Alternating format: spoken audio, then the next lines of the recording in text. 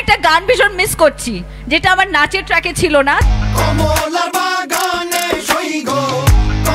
রে ভাই, ওপার বাংলার অভিনেত্রী কোয়েল মল্লিক এবার শাকিব খান সম্পর্কে যা বলেছে তা শুনলে রীতিমতো আপনি অবাক হয়ে যাবেন।